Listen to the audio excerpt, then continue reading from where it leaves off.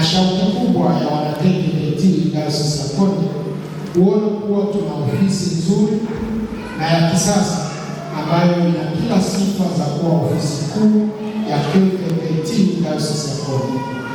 Hii imetokana na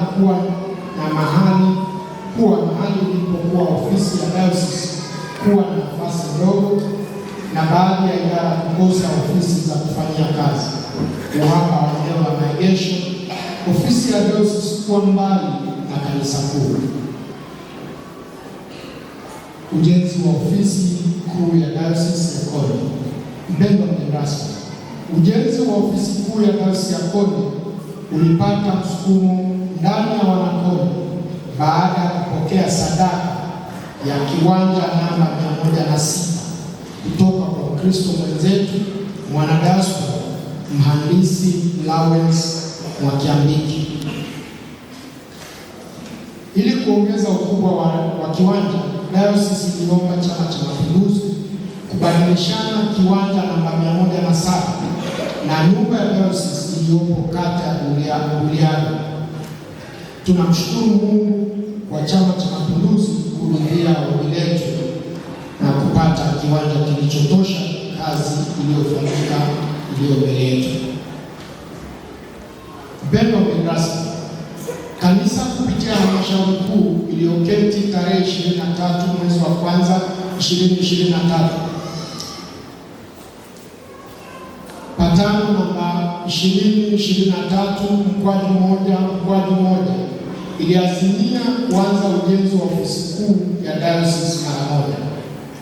Mchakato huo ukaanza rasmi kwa kupata mchoro wa jengo na makisio ya gharama BOQ ya shilingi za Tanzania bilioni 1 na milioni 300 kutoka kwa wataalamu kuwasilishwa kwenye halmashauri kuu. Halmashauri kuu baada ya kuona uhitaji mkubwa wa fedha iliamua kuunda kamati ya harambee kwa lengo la kukusanya fedha za ujenzi na kusimamia, na kamati ya ujenzi yenye wataalamu wa taaluma mbalimbali kwa lengo la kusimamia ujenzi. Kamati ya harambee ilianza mchakato wa ukusanyaji wa fedha kwa kuandaa chakula cha hisani tarehe 29 mwezi wa 10 2023 iliyokuwa na lengo la kuweka msingi wa utafutaji wa fedha na hivyo kuandaa harambee ya kwanza iliyofanyika tarehe 30 mwezi wa 6 2024 ambapo tuliweza kupata ahadi ya fedha taslimu ya jumla ya shilingi milioni 296,000. Kati ya hizo shilingi za Tanzania milioni 318,929 ni fedha taslimu ambayo ni sawa na 69% ya ahadi yote. Aidha, iliandaliwa harambee ya awamu ya pili ambayo ilifanyika tarehe 5 mwezi wa 7 2025 iliyoongozwa na wewe mwenyewe Baba Askofu Daktari Alex Kehas Malasusa na kupata mafanikio makubwa ya ahadi ya shilingi za Tanzania milioni 408,84,000 na shilingi 700. Kati ya hizo shilingi za Tanzania 365,724,041 ni fedha taslimu ambayo ni sawa na 90% ya ahadi yote hii. Mpendwa mgeni rasmi, ujenzi wa mradi huu wa ofisi kuu ya KKKT Dayosisi ya Konde hadi kufikia hatua iliyopo umepitia awamu kuu 3. Mosi, kujenga msingi na kuinua boma mpaka ghorofa ya pili. Pili, kuendeleza boma hadi ghorofa ya 3, kujenga tofali na kuwezeka. 3, umaliziaji wa jengo finishing hadi kufikia hatua iliyopo sasa na inayoendelea.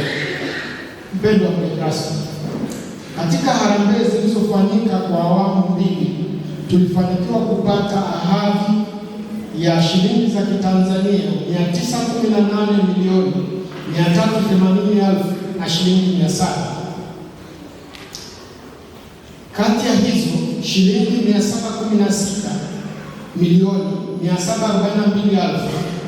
716,742,970 ni fedha taslimu ambayo ni sawa na 78% ya ahadi zote. Fedha hizi zimekusanywa katika makundi manne. Haya yote na niwasihi sana asiwepo mtu yoyote wa kumtaja fulani au fulani, tusijaribu tumtaje Mungu. Mungu ndiye aliyofanya na Mungu ashukuriwe kwa ajili ya kazi. Tusijaribu kumtaja mtu yoyote. Sawa, tutaje kwamba Mungu amepitia, lakini mwisho wa siku Mungu amefanya, na tunaona uwepo wa Mungu, na jengo hilo litabaki kuwa ni alama ya uwepo wa Mungu katika upatanisho, katika umoja, katika kuyafanya mengi, litabaki kuhubiri, maana Mungu anaonekana katika haya. Ni Mungu amefanya. Asante sana. Sisi tuliohudhuria ibada hii ni ibada ya kihistoria. Na sehemu hii ya pili ya ibada tajitahidi iwe fupi, ili asiutoke mtu mapema akakosa historia kama hii. Yaani maana yangu nawasisitiza tuvumilie, yaani muda wetu kukaa na Bwana ni muda wa kumheshimu Mungu kwa kazi kubwa na matendo ya ajabu aliyoyafanya kwetu sisi. Kama Baba Askofu alivyosema, sisi tumepokea ofisi hii kutoka kwa Mungu, sio kwa mtu yoyote. Na hii Baba Askofu huwa inaharibu sana, wakati mwingine wameinuliwa watu kuliko kumwinua Mungu. Kuna watu wao wanawainua sana madaktari wazuri waliowatibu kuliko Mungu aliyewaponya. Kuna watu wanawainua mawakili waliosimamia kesi zao kuliko Mungu ambaye amewashindia. Wanadamu tunatumiwa tu, na leo ukipata nafasi ruhusu Mungu akutumie pia, ili uweze kufanya lile ambalo dayosisi wamepokea maono.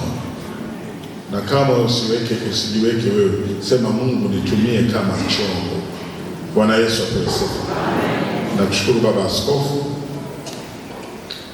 amesema nimekuwa na shughuli nyingi ndani na nje ya nchi, na ni kweli. Kesho nitakuwa natimiza karibu siku ya 29 nikiwa nazunguka huku na kule, lakini nikasema huko kote nimeenda, konde nisiende. Kwa hiyo nimesema lazima ninawapenda. Ni siku ya historia kwa sababu Mungu ametenda na sisi tumeshuhudia, lakini pia Mungu ametutumia sisi kufanikisha hicho ambacho alitaka kitendeke. Hivyo niko hapa kumwakilisha Mheshimiwa Mkuu wa Mkoa ambaye alitamani sana kushiriki pamoja nani katika siku hii ya historia, lakini kwa sababu ya majukumu ambayo yamempata akashindwa kuwepo pamoja nasi, lakini akanituma mimi kama kiranja kwamba nenda hakikisha umehudhuria, na nimekuja kumwakilisha.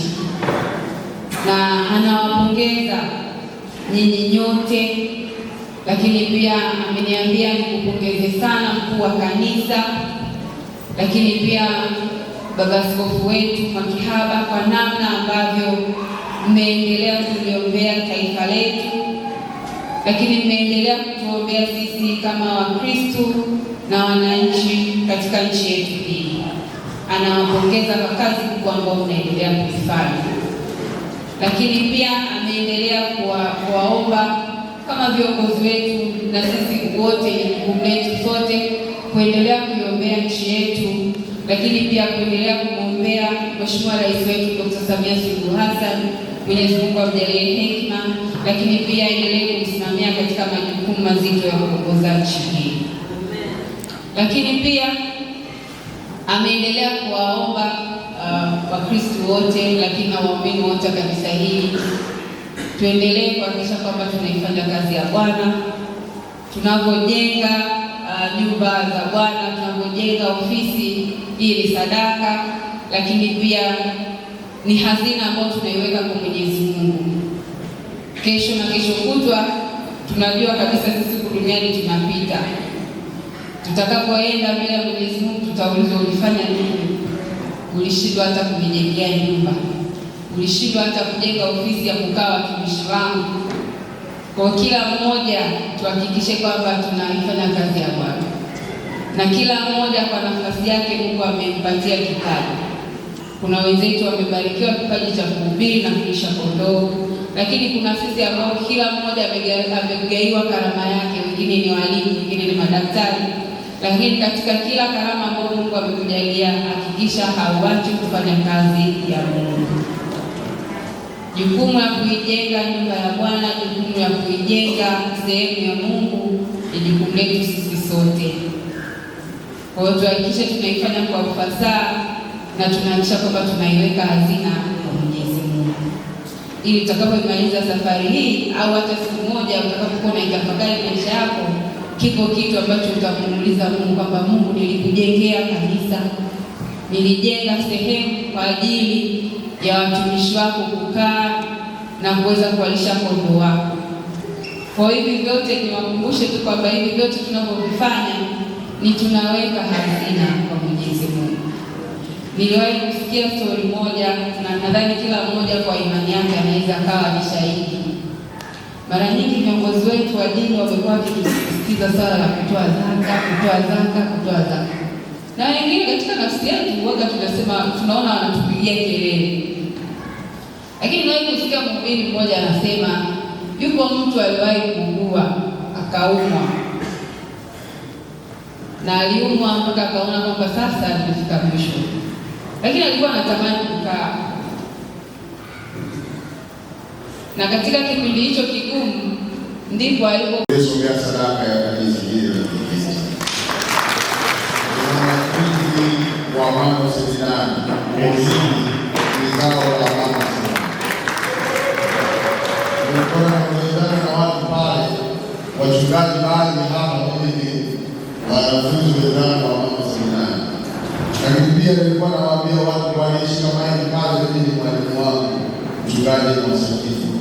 Kwa hiyo amenifundisha kitu kwa mama Seminari. Kwa mimi katika nafasi hii namshukuru sana Mungu ambao umetupa yale mafunzo mema kupitia kanisa na kupitia seminari yetu. Leo tumekuwa waheshimiwa. Nishukuru sana kanisa kwa jinsi mlivyotulea hata kufika siku ya leo. Nishukuru sana. Lakini kwa mchango wa leo nilikuwa najaribu kuwauliza wabunge wenzangu, ilikuwa ni ghafla sana nilipopata ile barua, lakini nilikuwa na jambo kiela. Nilikuwa Dodoma, nikaona nifike, lakini kwa sababu jana nilikuwa na tukio kiela, nikaona niambie leo ile ya pamoja na siku ya leo. Nimshukuru sana baba askofu kwa jinsi ambavyo nilishukuru kwa kutoa ile gari kwa ajili ya wananchi wa Kiela. Ni kweli kulikuwa na changamoto, lakini ndio tunaendelea kwa njia hiyo. Ambulance kwa ajili ya wagonjwa wa jimbo la Kiela. Lakini na wabunge wenzangu ambao leo kwa bahati mbaya nilikuwa na kuwepo, wao wameendelea kutekeleza yale mambo ambayo tumepangwa na